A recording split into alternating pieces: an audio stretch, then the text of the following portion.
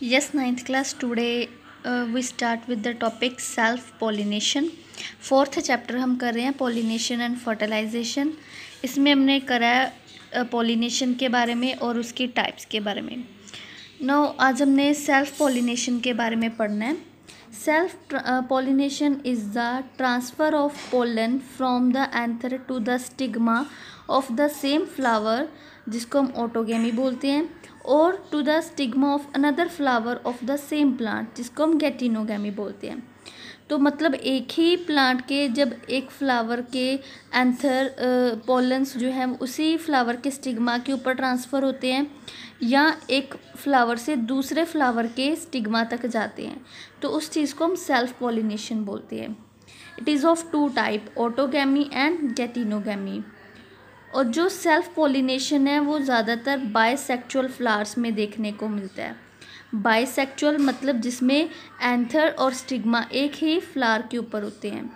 Unisexual में भी होता है, लेकिन यूनिसेक्चुअल अगर फ्लावर है तो वो दोनों टाइप के flower, male flower and female flower, दोनों सेम प्लांट के ऊपर प्रेजेंट होने चाहिए.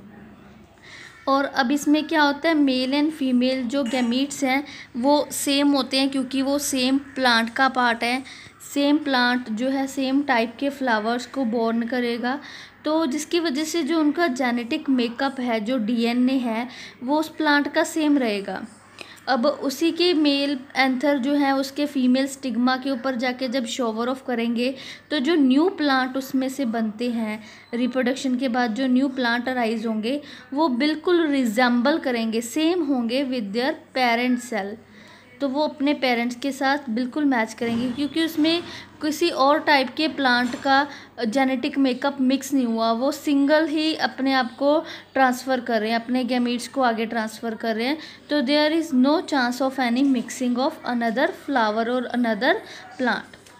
नेक्स्ट आती है इसकी कंट्रोवर्सीज और अडेप्टेशंस ऑफ सेल्फ पॉलिनेशन, कि क्या क्या अडेप्टेशंस होनी चाहिए किसी प्लांट में अगर उसमें सेल्फ पॉलिनेशन का प्रोसेस हो रहा है. तो सबसे पहले होता है होमोगेमी.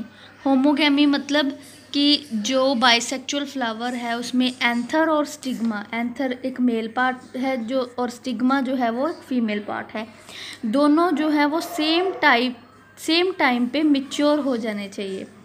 होमोगेमी जो है वो वीट, राइस और मिराबिल्स में हमें देखने को मिलती है. The maturity of anther and stigma on the same type. और नेक्स्ट इसकी अडेप्टेशन है क्लेस्टोगेमी. इसमें क्या होता है, कई फ्लावर्स जो है वो कभी भी ओपन नहीं होते, they never open and remain close, वो बड कंडीशन में ही रहते हैं, बंद ही रहते हैं. तो उस केस में जो उसके पोलन ग्रेन है वो उसके स्टिग्मा के ऊपर जाकर शोवर ऑफ करते हैं और वो उसी बंद हुए फ्लावर में ही जो पॉलिनेशन होती है उसको हम क्लिस्टोगेमी बोलते हैं. तो ये ग्राउंडनट और कैम्युलिना में देखने को मिलती है क्लेस्टोगेमी, जिसमें फ्लावर कभी ओपन ही नहीं होता, कभी खिलता ही नहीं है, वो बंद होते ही बंद ही रहता है और उसी के अंदर ही उसमें सेल्फ पॉलिनेशन होती है. नाउ अब ये जो सेल्फ पॉलिनेशन है इसके क्या क्या एडवांटेज होते हैं प्लांट को या हमें, और क्या क्या डिसएडवांटेज होते हैं. सबसे पहले एडवांटेज क्या होते हैं, इट इंश्योर्स पॉलिनेशन, मतलब पॉलिनेशन अपने ही फ्लावर में होनी है तो वो पक्की तौर से होती है जिसमें पोलन का कोई वेस्ट भी नहीं होता. लेस चांस होते हैं फेलियर के क्योंकि 100% इसमें पॉलिनेशन हो ही जाती है.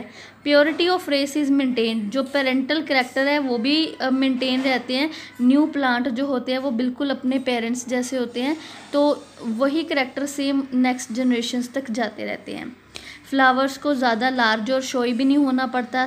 अगर सेंट और नेक्टर उसमें एब्सेंट है, नेक्टर और सेंट जो है उसमें नहीं चाहिए क्योंकि उसने कोई भी एजेंसी उसको, जैसे इंसेक्ट्स हैं या बर्ड है, उसको नहीं चाहिए होते.